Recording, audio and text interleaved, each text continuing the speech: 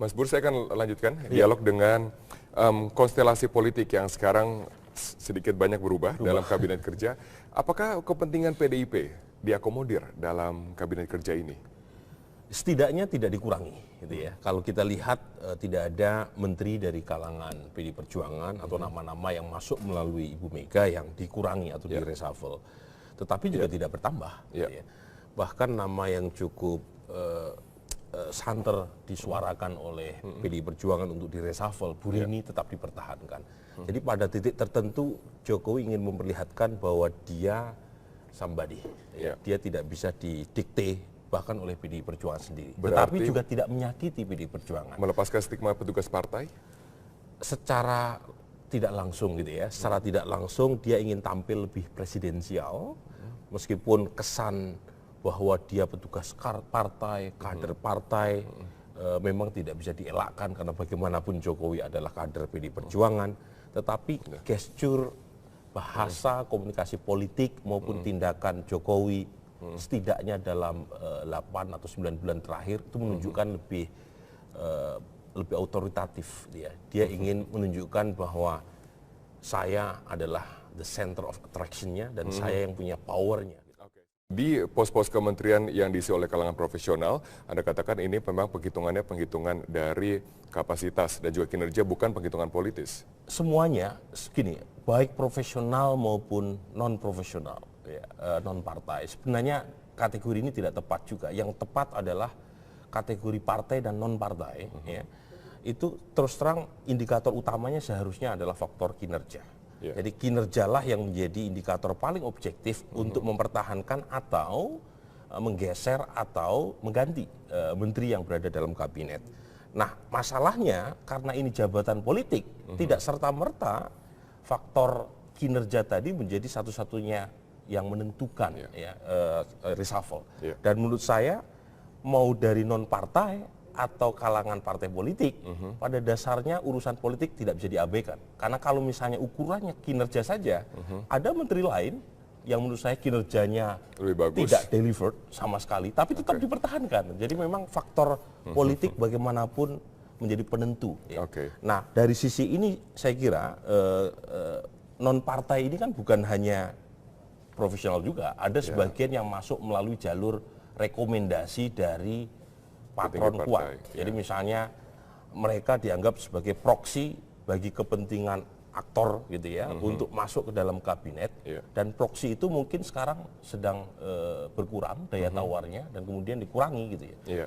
Jadi lepas dari segalanya ini menunjukkan bahwa Jokowi makin pede gitu ya. Jadi kelihatan misalnya nama-nama yang sebelumnya juga direkomendasikan untuk di-reshuffle, nama seperti Rini Suwandi misalnya, Menteri BUMN, kemudian nama-nama yang sebelumnya juga kukuh gitu ya, ngotot diajukan sebagai calon untuk dipilih dalam menteri, ternyata juga tidak dipilih gitu ya. Kan kalau kita lihat komposisi dari partai yang ada sekarang, bahwa komposisi dari partai hampir semuanya sama, kecuali Hanura yang berkurang satu, tapi mendapatkan jabatan Menko Polhukam. Dan langsung ketua umumnya. Kalau Anda melihatnya bagaimana? Ya, ini menunjukkan bahwa Jokowi playing safe dalam konteks akomodasi politik, representasi politik di kabinet.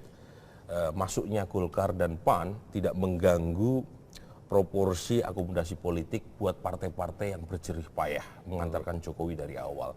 Jadi praktis kalaupun tuh ada satu dua yang dikurangi, penggantinya juga berasal dari partai yang sama.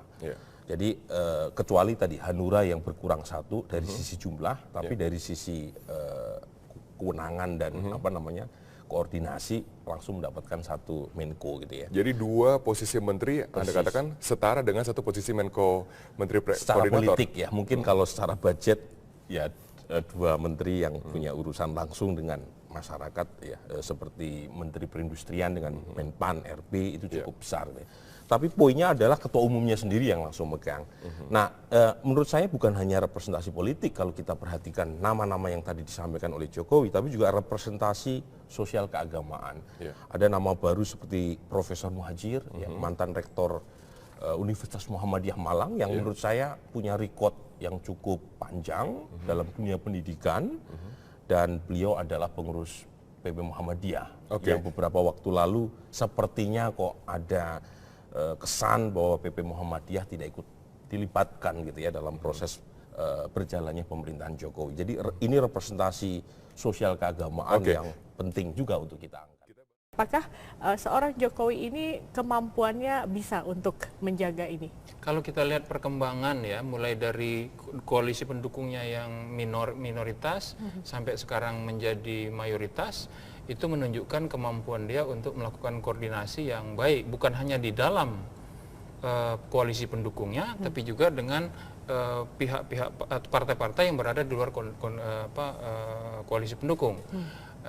Nah itu satu. Yang kedua, tampaknya Presiden Jokowi berhasil memberikan satu persyaratan kepada partai-partai yang mendukungnya bahwa kalau mau masuk, masuklah, tapi mungkin diberi menteri tapi belum tentu, kan kira-kira gitu.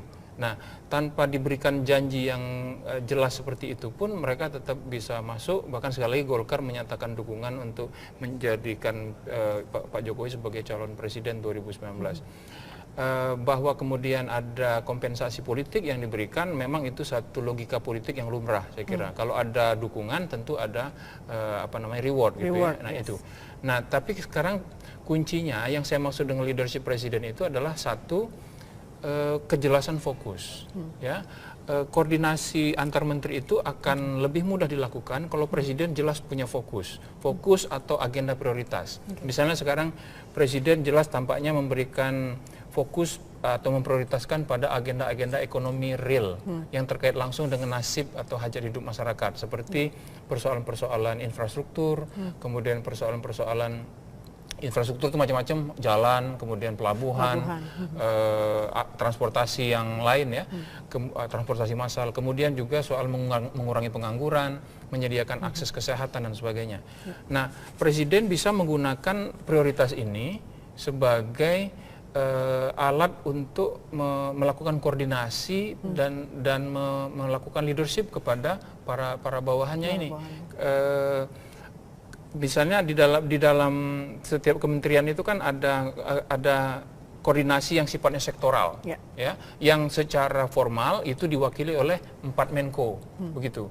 Nah, jadi dengan cara seperti itulah Presiden bisa menilai, oh menteri ini sudah mulai melakukan kerjanya, menteri ini tidak, menteri ini bisa berkoordinasi dengan temannya atau tidak dan sebagainya. Tapi semuanya tergantung kepada Presiden. Kalau Presiden punya fokus, dia akan dengan cepat mendeteksi di mana ada masalah. Gitu. Nah kalau Presiden tidak punya fokus, tidak punya agenda prioritas, maka biasanya Presiden akan lambat untuk bisa mendeteksi kalau ada masalah. Nah biasanya koordinasi bermasalah ketika kita tidak mampu mendeteksi di mana apa yang harus menjadi prioritas di antara kita. Kalau Presiden punya itu, maka saya yakin bisa dilakukan.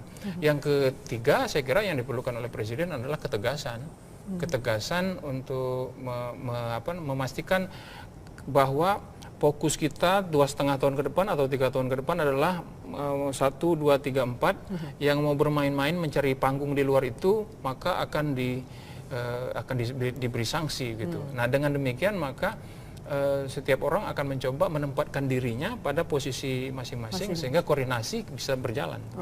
Poinnya adalah di koordinasi itu. Koordinasi leadership Presiden dan kemudian agenda prioritas apakah Presiden punya. Lalu bagaimana dengan tanggapan sejumlah masyarakat terkait dengan perombakan Kabinet Kerja pada hari ini? Berikut adalah respon dari lapisan masyarakat. Ya menurut saya reshuffle ini memang perlu sekarang, ya berhubung keadaan ekonomi yang jauh di harapan kita kan. Nah diharapkan untuk menteri-menteri yang direshuffle atau yang baru, yang sekarang, kita harapkan ya turun ke lapangan lah, biar keadaan masyarakat sekarang gimana. Jangan pembangunan aja, ya tolong masyarakat kecil lah. Yang jelas sekarang masyarakat kecil membutuhkan itu pemerintah untuk turun ke lapangan.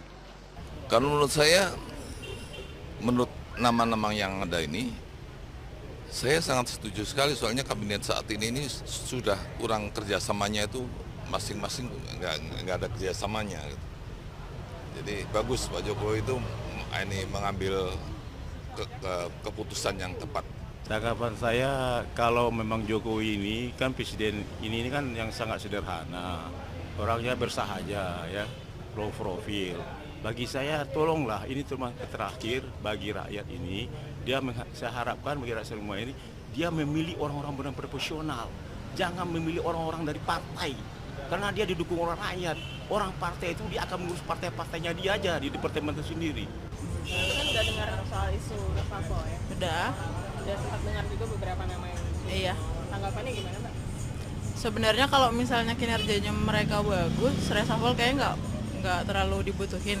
Tapi kalau misalnya mau ningkatin kinerja mereka, reshuffle kalau diperluin sepanjang itu untuk kepentingan bersama buat kemajuan bangsa sih nggak masalah. Tanggapannya ya sebagai rakyat sih kita berharap reshuffle ini menunjukkan perubahan ya dari yang sebelum-sebelumnya kinerja mereka gitu. Bukan hanya reshuffle yang biasa ganti-ganti tapi tidak menunjukkan perbaikan, ya buat apa gitu. Ya, intinya untuk perbaikan aja untuk rakyat lah.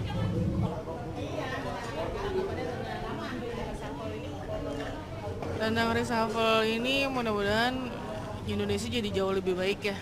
Apalagi lebih mementingkan rakyat lah, jangan lagi untuk mementingkan yang politik apa segala macam. Nah, jadi mudah-mudahan jauh lebih baik dari yang sebelumnya juga. Nah, itu sih yang harapan mudah-mudahan.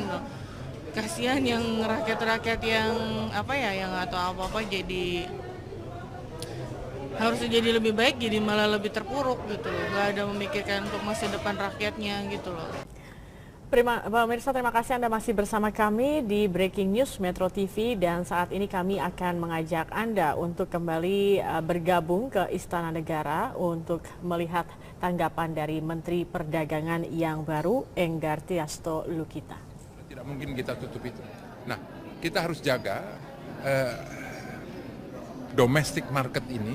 Bagaimana caranya adalah meningkatkan kemampuan dari para pengusaha itu, dan bagaimana meningkatkan itu ya kita kerjasama dengan kementerian terkait dan juga para dunia usahanya. Apa sih yang Anda butuhkan? Ini paket kebijakan sudah diluncurkan oleh pemerintah.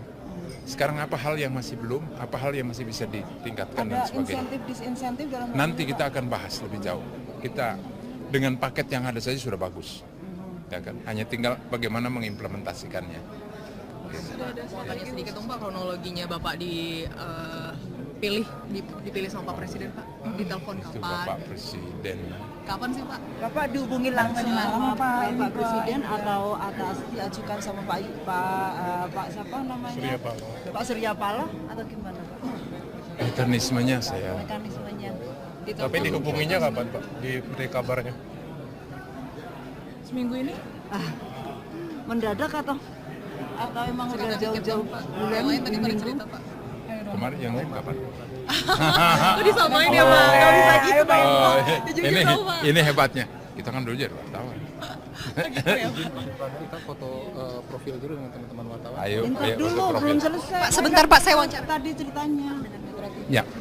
Kalau koordinasi sebelumnya kan mungkin Bapak sudah ada koordinasi dengan Menteri Perdagangan sebelumnya Pak Thomas Lembong yang bisa dibilang juga baru ya Pak ya menjabat begitu. Apa sih Pak kalau dari Pak Lembong untuk estafetnya begitu? Apa yang perlu dibenahi dari sektor perdagangan di tanah air? Saya belum ada karena ini juga baru dan besok kami akan intens berkoordinasi. Beliau akan menyampaikan hal-hal apa yang sudah dilakukan dan yang perlu ditingkatkan. Beliau akan sangat terbuka. Saya secara pribadi saya kenal beliau dan beliau orang yang sangat terbuka dan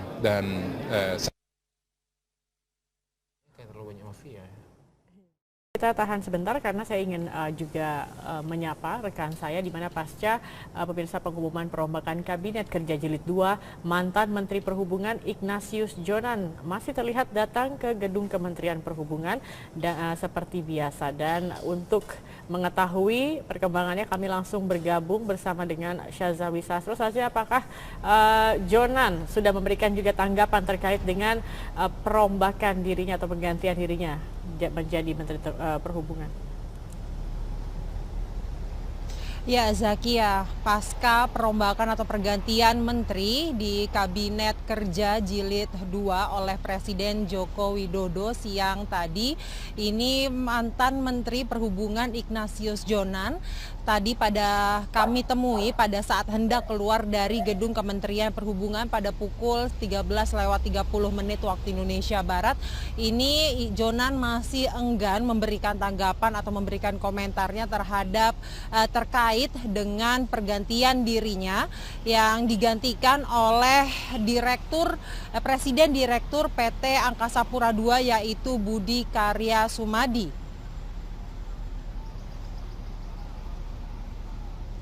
Ya, selain belum memberikan tanggapan, tentang sore aja. Udah janjian telat nanti. Ya. Nanti balik lagi.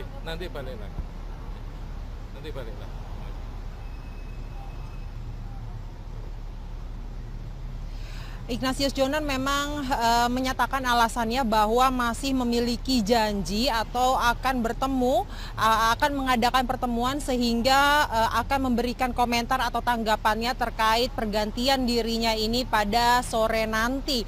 Selain itu juga kami belum mendapatkan informasi dari mantan Menteri Perhubungan sendiri Ignatius Jonan maupun dengan Humas Kementerian Perhubungan kapan akan dilakukan serah terima jabatan antara Ignatius Jonan kepada Menteri Perhubungan yang baru, yaitu Budi Karya Sumadi. Apakah sertijab antar kedua menteri ini akan dilakukan hari ini atau esok hari? Selain itu, sejak pagi tadi kami pantau di gedung Kementerian Perhubungan memang belum ada pamitan atau Ignatius Jonan ini bertemu dengan para pejabat eselonnya di Kementerian Perhubungan untuk memberikan tanggapan terakhir atau pernyataan terakhir sebagai Menteri Perhubungan. Selain itu juga kami belum melihat atau kami belum dapat memantau apakah Ignatius Jonan ini sudah mulai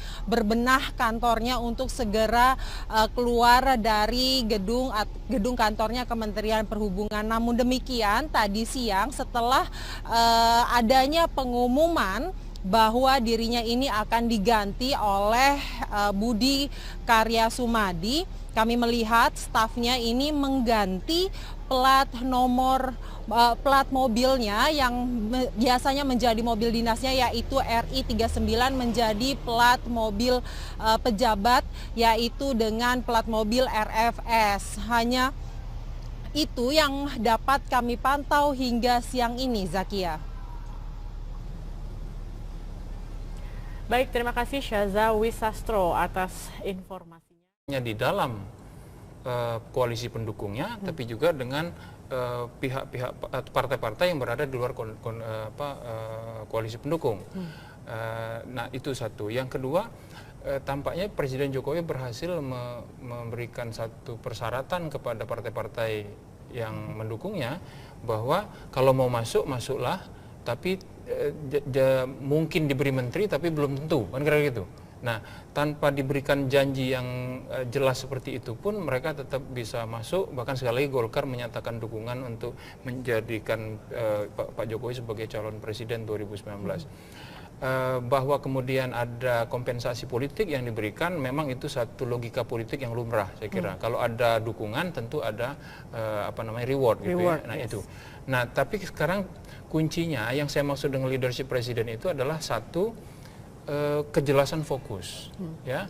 Koordinasi antar menteri itu akan lebih mudah dilakukan kalau presiden jelas punya fokus atau agenda prioritas. Misalnya sekarang presiden jelas tampaknya memberikan fokus atau memprioritaskan pada agenda-agenda ekonomi real yang terkait langsung dengan nasib atau hajat hidup masyarakat, seperti persoalan-persoalan infrastruktur, kemudian persoalan-persoalan infrastruktur itu macam-macam, jalan, kemudian pelabuhan, transportasi yang lain ya, transportasi massal, kemudian juga soal mengurangi pengangguran, menyediakan akses kesehatan dan sebagainya.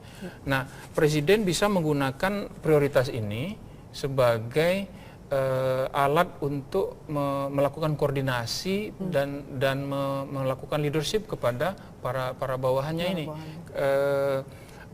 Misalnya di dalam setiap kementerian itu kan ada koordinasi yang sifatnya sektoral, ya, yang secara formal itu diwakili oleh 4 Menko, begitu.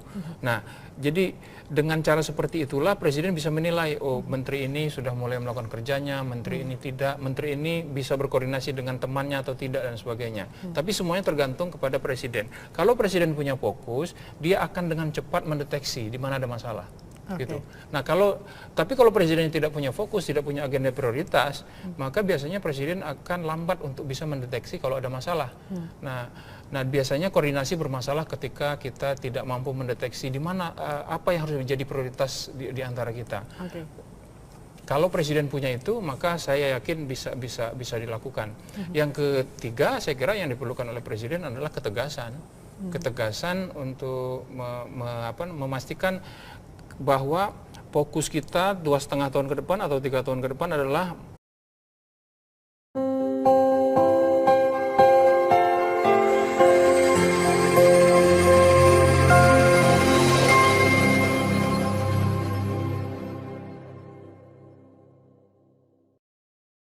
Mas Bur, saya akan lanjutkan dialog dengan konstelasi politik yang sekarang sedikit banyak berubah dalam kabinet kerja. Apakah kepentingan PDIP diakomodir dalam kabinet kerja ini?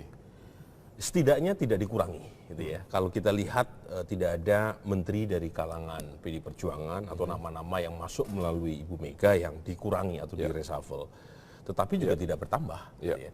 Bahkan nama yang cukup santer disuarakan oleh PD Perjuangan untuk di-reshuffle, Bu Rini tetap dipertahankan. Jadi pada titik tertentu Jokowi ingin memperlihatkan bahwa dia somebody, dia tidak bisa didikte bahkan oleh PD Perjuangan sendiri. Tetapi juga tidak menyakiti PD Perjuangan. Melepaskan stigma petugas partai? Secara tidak langsung gitu ya, secara tidak langsung dia ingin tampil lebih presidensial, meskipun kesan bahwa dia petugas partai, kader partai, memang tidak bisa dielakkan karena bagaimanapun Jokowi adalah kader PD Perjuangan, tetapi gestur, bahasa, komunikasi politik maupun tindakan Jokowi setidaknya dalam 8 atau 9 bulan terakhir itu menunjukkan lebih otoritatif dia. Dia ingin menunjukkan bahwa saya adalah the center of attraction-nya dan saya yang punya power-nya. Di pos-pos kementerian yang diisi oleh kalangan profesional, Anda katakan ini memang penghitungannya penghitungan dari kapasitas dan juga kinerja, bukan penghitungan politis. Semuanya, gini, baik profesional maupun non-profesional, non-partai. Sebenarnya kategori ini tidak tepat juga. Yang tepat adalah kategori partai dan non-partai. Itu terus terang indikator utamanya seharusnya adalah faktor kinerja. Jadi kinerjalah yang menjadi indikator paling objektif untuk mempertahankan atau menggeser atau mengganti menteri yang berada dalam kabinet. Nah, masalahnya karena ini jabatan politik, tidak serta-merta faktor kinerja tadi menjadi satu-satunya yang menentukan reshuffle. Dan menurut saya mau dari non-partai atau kalangan partai politik, pada dasarnya urusan politik tidak bisa diabaikan. Karena kalau misalnya ukurannya kinerja saja, ada menteri lain yang menurut saya kinerjanya tidak delivered sama sekali, tapi tetap dipertahankan. Jadi memang faktor politik bagaimanapun menjadi penentu. Nah, dari sisi ini saya kira non-partai ini kan mudah-mudahan kasihan yang rakyat-rakyat yang yang atau apa-apa jadi harusnya jadi lebih baik, jadi malah lebih terpuruk gitu loh. Nggak ada memikirkan untuk masa depan rakyatnya gitu loh. Pemirsa, terima kasih Anda masih bersama kami di Breaking News Metro TV, dan saat ini kami akan mengajak Anda untuk kembali bergabung ke Istana Negara untuk melihat tanggapan dari Menteri Perdagangan yang baru, Enggar Tiasto Lukita. Tidak mungkin kita tutup itu. Nah, kita harus jaga domestic market ini. Bagaimana caranya adalah meningkatkan kemampuan dari para pengusaha itu, dan bagaimana meningkatkan itu ya kita kerjasama dengan kementerian terkait dan juga para dunia usahanya. Apa sih yang Anda butuhkan? Ini paket kebijakan sudah diluncurkan oleh pemerintah. Sekarang apa hal yang masih belum, apa hal yang masih bisa ditingkatkan dan sebagainya. Ada insentif-disinsentif dalam nanti kita akan bahas lebih jauh. Kita dengan paket yang ada saja sudah bagus. Ya kan? Hanya tinggal bagaimana mengimplementasikannya. Mau tanya sedikit dong Pak, kronologinya Bapak dipilih sama Pak Presiden Pak? Ditelepon kapan? Itu Bapak Presiden. Kapan sih Pak? Bapak dihubungin langsung sama Pak Presiden atau atas diajukan sama Pak siapa namanya? Surya Paloh. Pak Surya Paloh atau gimana Pak? Mekanismenya saya. Mekanismenya. Tapi dihubunginya kapan Pak? Diberi kabarnya? Seminggu ini?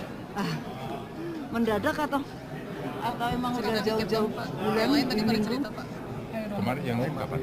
Kok disamain ya Pak? Gak bisa gitu Pak. Ini hebatnya. Kita kan dulu jadi wartawan.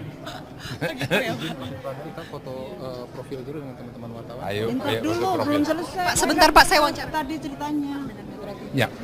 Kalau koordinasi sebelumnya kan mungkin Bapak sudah ada koordinasi dengan Menteri Perdagangan sebelumnya Pak Thomas Lembong yang bisa dibilang juga baru ya Pak ya menjabat begitu. Apa sih Pak kalau dari Pak Lembong untuk estafetnya begitu? Apa yang perlu dibenahi dari sektor perdagangan di tanah air? Saya belum ada karena ini juga baru dan besok kami akan intens berkoordinasi. Beliau akan menyampaikan hal-hal apa yang sudah dilakukan dan yang perlu ditingkatkan. Beliau akan sangat terbuka. Saya secara pribadi saya kenal beliau dan beliau orang yang sangat terbuka dan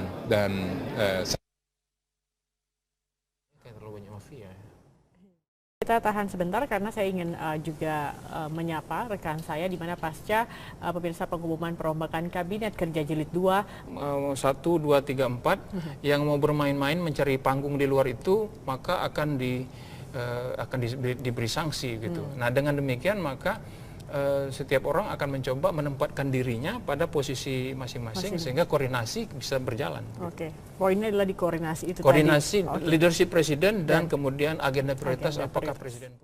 Lalu bagaimana dengan tanggapan sejumlah masyarakat terkait dengan perombakan Kabinet Kerja pada hari ini? Berikut adalah respon dari lapisan masyarakat.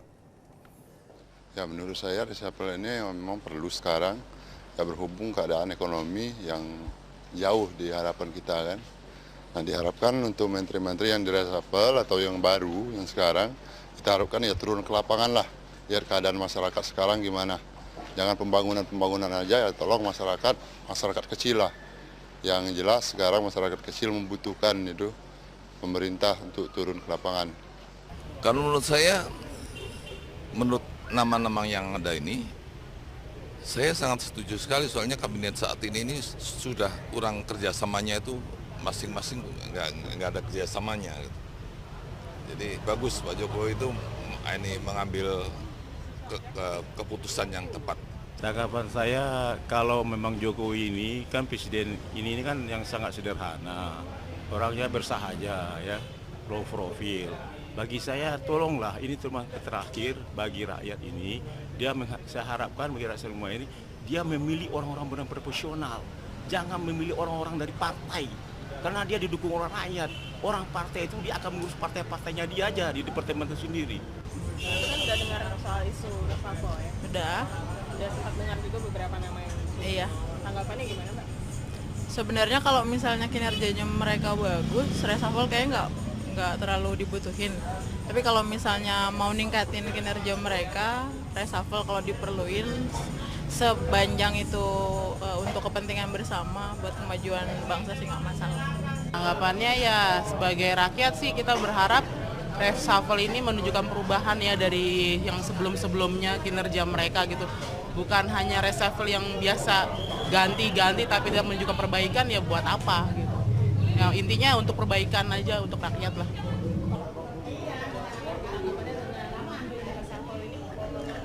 Tentang reshuffle ini mudah-mudahan Indonesia jadi jauh lebih baik ya. Apalagi lebih mementingkan rakyat lah, jangan lagi untuk mementingkan yang politik apa segala macam. Nah, jadi mudah-mudahan jauh lebih baik dari yang sebelumnya juga.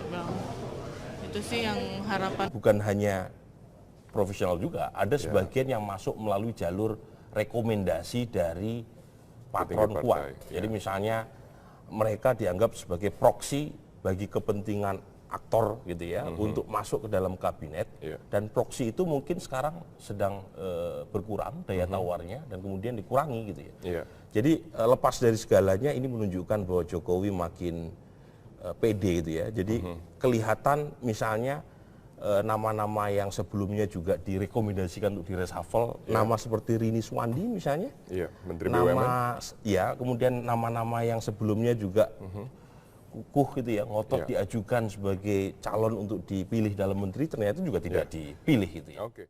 Kan kalau kita lihat komposisi dari partai yang ada sekarang, bahwa komposisi dari partai hampir semuanya sama, kecuali Hanura yang berkurang satu, tapi mendapatkan jabatan Menko Polhukam. Dan langsung ketua umumnya. Kalau Anda melihatnya bagaimana? Ya, ini menunjukkan bahwa Jokowi playing safe dalam konteks akomodasi politik, representasi politik di kabinet. Masuknya Golkar dan PAN tidak mengganggu proporsi akomodasi politik buat partai-partai yang berjerih payah mengantarkan Jokowi dari awal. Jadi praktis kalaupun tuh ada satu dua yang dikurangi, penggantinya juga berasal dari partai yang sama. Jadi kecuali tadi Hanura yang berkurang satu dari sisi jumlah, tapi dari sisi kewenangan dan koordinasi langsung mendapatkan satu Menko gitu ya. Jadi dua posisi menteri Anda katakan setara dengan satu posisi Menko, Menteri secara Koordinator. Politik ya, mungkin kalau secara budget ya dua menteri yang punya urusan langsung dengan masyarakat ya, seperti Menteri Perindustrian dengan Menpan RP itu cukup besar. Ya. Tapi poinnya adalah ketua umumnya sendiri yang langsung megang. Nah, menurut saya bukan hanya representasi politik kalau kita perhatikan nama-nama yang tadi disampaikan oleh Jokowi, tapi juga representasi sosial keagamaan.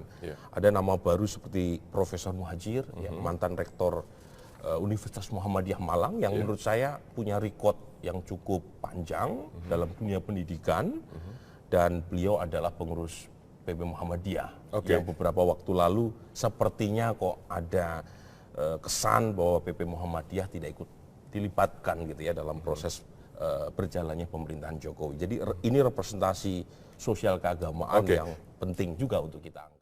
Apakah seorang Jokowi ini kemampuannya bisa untuk menjaga ini? Kalau kita lihat perkembangan ya, mulai dari koalisi pendukungnya yang minoritas sampai sekarang menjadi mayoritas, itu menunjukkan kemampuan dia untuk melakukan koordinasi yang baik, bukan hanya